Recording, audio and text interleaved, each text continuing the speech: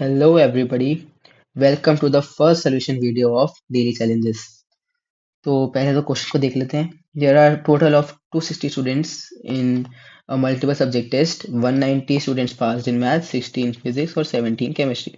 For every student who failed only in maths, there are two students who failed only in chemistry and three students who failed only in physics. इसको ध्यान से समझना है. The number of students who passed in exactly two subjects is 5, more than number of students who passed in all the three subjects. Number of students who passed in mathematics and exactly one other subject is equal to number of students who passed in all three. The number of students who failed in all the three is निकालना है हमें. तो सबसे पहली बात तो what are the concepts used. तो concept तो सबसे पहली बात इसके अंदर यूज हो रहा है वेन डायग्राम का.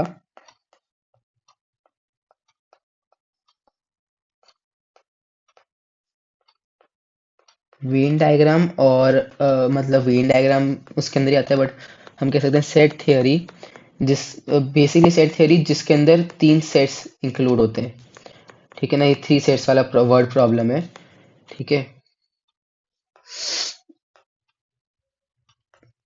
तो अभी मैंने जो बोला था ध्यान से पढ़ना है. For every student who failed only in maths there are two students who failed only in chemistry and three students who failed in only in physics.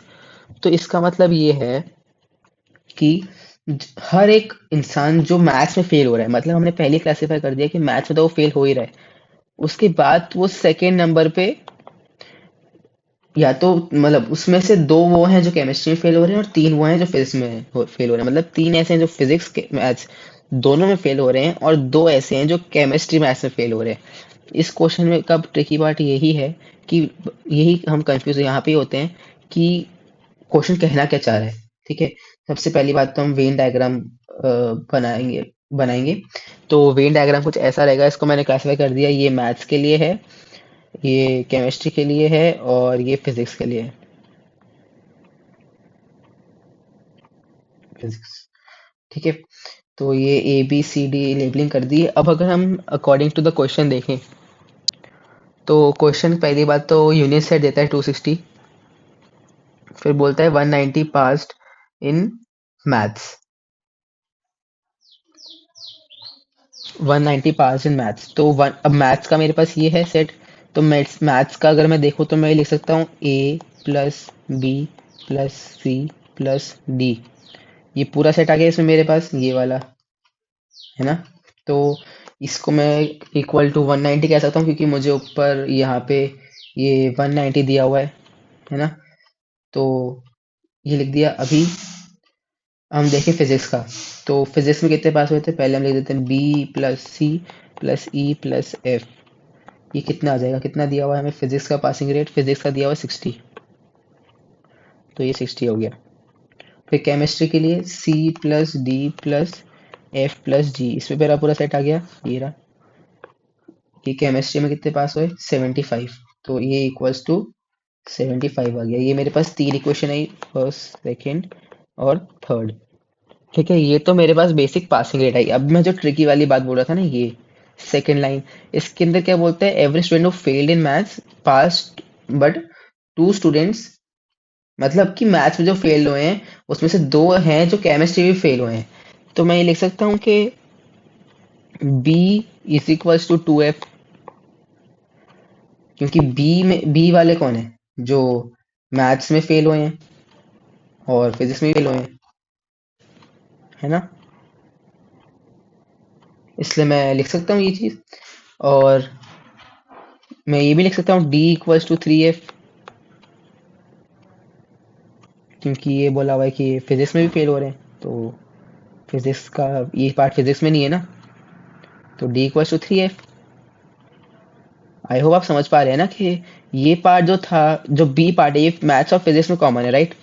तो इसलिए मैंने 2f लिखा है क्योंकि ये फॉर केमिस्ट्री है मेरे पास.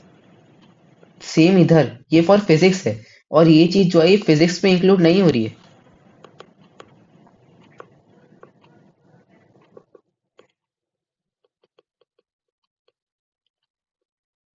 तो ये हमारे पास और दो इक्वेशन आई, 4 और 5. अभी अगर हम आगे देखें तो हमें ये बताया हुआ है the number of students who pass in exactly two subject is 5 more than number of student who pass in all the 3 subjects. अब एग्जैक्टली टू में कौन पास हुए हैं? या तो ये है, या तो ये है, या तो ये है। तो मतलब B plus D plus F, यही है, इज इक्वल्स टू 3 में कौन पास हुए हैं? ये। इससे 5 ज्यादा है तो 5 प्लस सी। इसको मैं अच्छे से लिख देता हूँ, नीचे लिख देते हैं B plus D plus f is equals to 5 more than c. ये मेरे पास 6th इक्वेशन आ गई, है ना। अभी हमारा कहाँ तक क्वेश्चन हो गया? हमारा यहाँ तक हो गया। Number of students who pass in mathematics and exactly one other subject is equal to number of students who pass in all three. मतलब कि number of students who passed in mathematics and exactly one other subject, मतलब या तो mathematics में पास हुए हैं या तो फिर किसी एक सब्जेक्ट में पास हुए हैं आगे। ठीक है, बाकी सब में फेल हो गए। ये इक्वल है उतने नंबर के जिसमें तीनों तीनों सब्जेक्ट में बच्चे पास हुए हैं। तो मैं इससे क्या इक्वेशन बना सकता हूँ कि मेरे पास मैथ्स के लिए क्या है, मैथ्स फिजिक्स का जो इंटरसेक्शन है वो बी है, और मैथ्स केमिस्ट्री का इंटरसेक्शन डी है, बी प्लस सी और डी प्लस सी। बट मुझे इधर तीनों का कॉमन नहीं लेना, है ना, तीनों का कॉमन नहीं लेना, इसलिए मैं सी को हटा दूंगा। तो मैं इधर लिख सकता हूँ बी प्लस डी। इधर आ गया मेरे पास दोनों, जिसमें मैंने तीनों का इंक्लूड नहीं किया। मैंने सिर्फ वो इंक्लूड किया जिसमें मैथ्स में पास हुए हैं या फिर एग्जैक्टली वन अदर, मतलब या मैथ्स में तो दोनों पास हुए हैं, बी डी, डी मतलब केमिस्ट्री में पास हुए हैं, बी मतलब फिजिक्स में भी पास हुए हैं। बी प्लस डी आ गया मेरे पास। ये किसके बराबर होगा? ये बराबर होगा सी के, क्योंकि मुझे क्या बोला हुआ है? Who passed in all the 3 other subjects, ये दिया हुआ है ना यहाँ पे, एग्जैक्टली वन अदर सब्जेक्ट। तो इसमें पहला केस मतलब मैथ्स प्लस फिजिक्स है पहला केस, केस वन। और दूसरा मैथ्स प्लस केमिस्ट्री। तो मैथ्स प्लस फिजिक्स वाला केस मेरे पास बी था, और केमिस्ट्री वाला डी था। तो बी प्लस डी, और ऑल द 3 वाला मेरे पास केस था सी। तो ये मेरे पास बनी 7th इक्वेशन। ठीक है, अब मैं इसको सॉल्व करूं, इस पूरे को सॉल्व करना है मेरे को, है ना। तो अब मैं सिक्स वाली जो इक्वेशन है,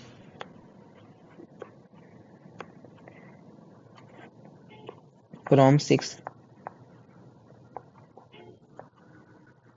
मैं ये लिख सकता हूँ बी प्लस डी, मतलब सेम ही इक्वेशन लिख रहा हूँ एक बार मैं, 5 प्लस सी, है ना। तो अभी बी प्लस डी जो है ये तो यही है, तो मैं इसको लिख सकता हूँ c plus f equals to 5 plus c. तो ये सी से कट गया तो एफ मेरे पास 5 आ गया, एफ 5 आ गया, तो फिर फ्रॉम 4 मैं निकाल सकता हूँ बी इक्वल्स टू 2 एफ, तो बी 10 आ गया और डी 15 आ गया। अब मुझे निकालना क्या है पहले तो ये पता चले, number of students who failed in all the 3 is, मतलब जो तीनों में फेल हुए हैं वो कैसे निकालेंगे? वो हमें इस पूरे का यूनियन निकालना है पहले तो। ये क्या है? यूनियन। उसको मैं 260 में से माइनस कर दूंगा। ठीक है, तो इसके लिए तो मुझे सारी वैल्यूज निकालनी पड़ेगी। तो बी डी एफ आ गया मेरे पास, बी डी एफ आ गया अगर मेरे पास, तो मैं, ये डी एफ है, इक्वेशन बना देंगे ना दो, इधर में मैं डाल दूंगा फर्स्ट वाले में। तो मेरे पास क्या इक्वेशन आएगी? A plus c equals to 190 minus 25, यानी कि 165, ये बनी। फिर बी प्लस सी प्लस ई प्लस एफ में मैं डालूंगा तो आएगा c plus e equals to, सबसे पहले तो मैं सी निकाल लूंगा ना 7 में से, तो फ्रॉम 7 मैं निकाल दूंगा तो सी आ जाएगा मेरे पास 25। तो मेरे पास कितनी आ गई? 1 2 3 4, इधर से ए आ गया मेरे पास, ए आ जाएगा 140। ठीक है, 1 2 3 4 और ये 5, भाई ये भी आ गया मेरे पास। अब ये उसके बाद मैं क्या निकाल सकता हूँ? उसके बाद अगर मेरे पास ये आ गया तो मैं बी प्लस सी प्लस ई प्लस एफ से मैं ई निकाल दूंगा। ई इक्वल्स टू कितना आ जाएगा? 60 माइनस बी प्लस सी प्लस एफ, तो बी था 10, 10 प्लस 20 प्लस 5, 25 प्लस 5, 30, 40 हो जाएगा, -40। तो यानी कि E20 आ गया मेरे पास, ये भी हो गया मेरे पास, है ना। अभी क्या निकालना है, अभी मुझे जी निकालना है। तो जी मेरे पास हो जाएगा 75 माइनस ये C+D+F, C+D+F मतलब C+D+F में निकालूंगा 25 प्लस 15 प्लस 5 30 45, तो मतलब ये 30 हो गया मेरे पास जी।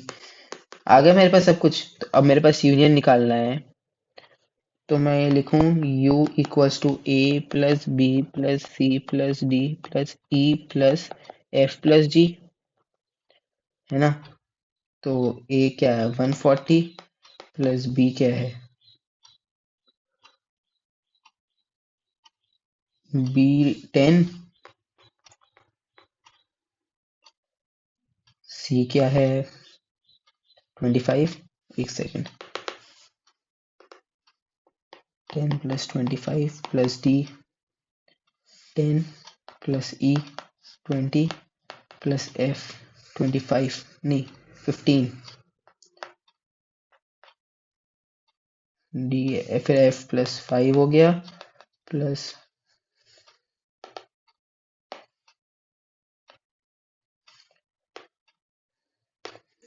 प्लस 5F हो गया प्लस G 30। तो ये कितना आएगा 150, ये मेरे पास आ जाएगा 150 160 180 230, ये मेरे पास आ जाएगा 245। ठीक है, एक बार आप सब भी क्रॉस चेक कर लेना, ये एग्जैक्ट इतना ही बनेगा। ठीक है, 245 बना। अभी मेरे पास यूनियन वैसे वाला मतलब ये तो मेरे पास इसका यूनियन आया ना, ये इस सेट का यूनियन आया मेरे पास। अभी मेरे पास ये नॉर्मल मतलब पूरा नंबर ऑफ स्टूडेंट्स दिए हुए हैं 260। इसमें से मैं फेल निकालना चाहता हूँ, इज इक्वल्स टू 260 माइनस पास, तो मतलब 260 ये पास वाले हैं माइनस 245, ये आ गया मेरे पास 15। This is our final answer. I hope कि आपको ये जो सोल्यूशन है ये आपको समझ में आया हो। और ऐसे और अच्छे अच्छे सवालों के लिए रोज आप चेक करें मेरा पोस्ट यूट्यूब चैनल पर, निश्चय शर्मा। उस पे रोज रात को एक बहुत बेहतरीन सवाल पोस्ट किया जाएगा, जिसको करने में आपको लिटरली बहुत मजा आएगा। तब तक के लिए bye bye, thank you, take care.